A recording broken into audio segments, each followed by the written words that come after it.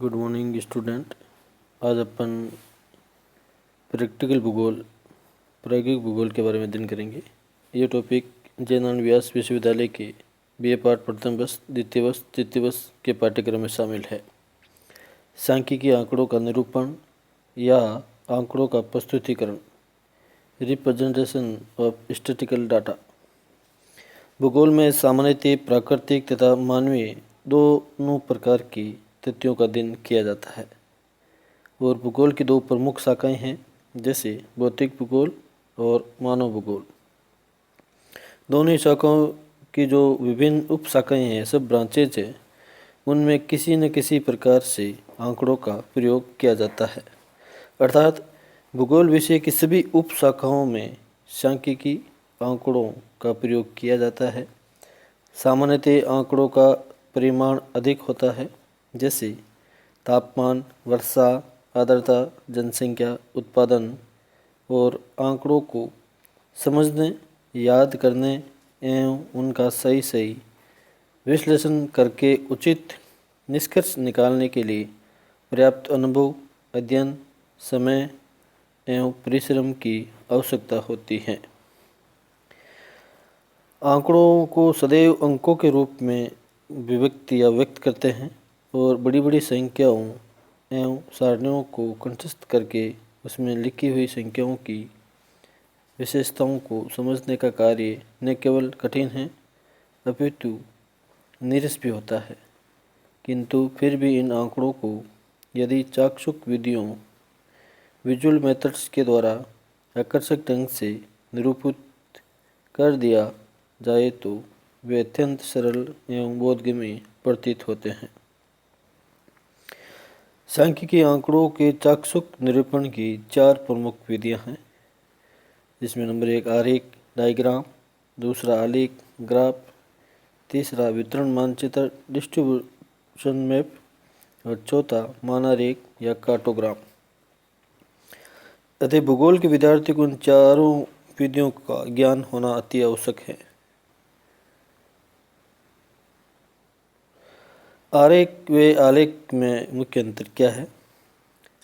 आरेख को हम सामान्यतः स्तंभ, कॉलम, रेज, सेक्टर की सहायता से बनाते हैं और आलेख को हम कोऑर्डिनेट की सहायता से बनाते हैं, यानी निर्देशांक जो एक्स अक्ष पर व वाई अक्ष पर निर्देशांकों की सहायता से आलेख का निर्माण करते हैं।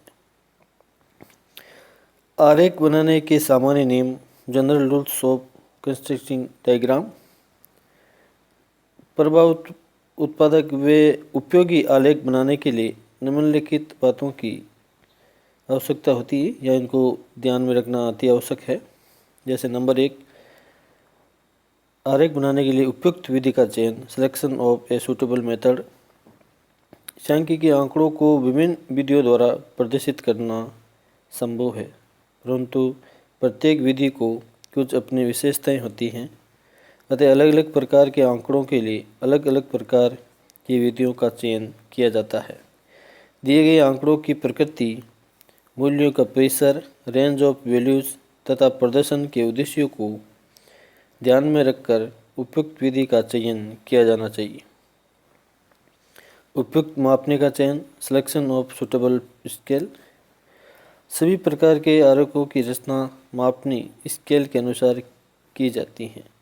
अतः कागज़ के आकार व आंकड़ों की प्रकृति को ध्यान में रखते हुए ऐसे मापने का चयन करना चाहिए कि संपूर्ण आरेख कागज़ के मध्य में बने तथा उसका आकार न तो बहुत छोटा हो और न ही बहुत बड़ा हो।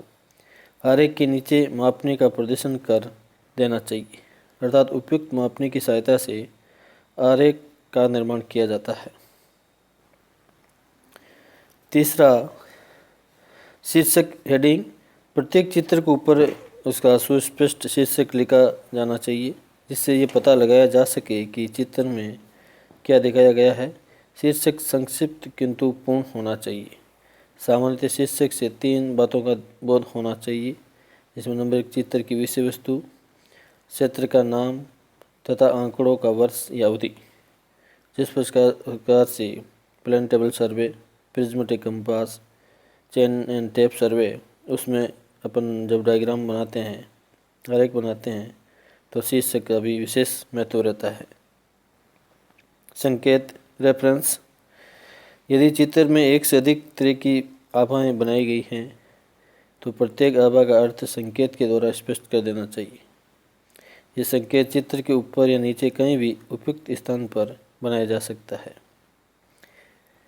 संकेत सामने जैसे पेड़ है, पोल है, सड़क है, दीवार है, विभिन्न प्रकार की जो स्थलाकृतियाँ भूगर्भ पर दिखाई देती हैं वो उनके सारे के संकेत बनते हैं, जिससे पता लगाया जा सकता है कि किस प्रकार का हमारा ऑब्जेक्ट है। शुद्ध एवं आकर्षक चित्रों की रचना करना।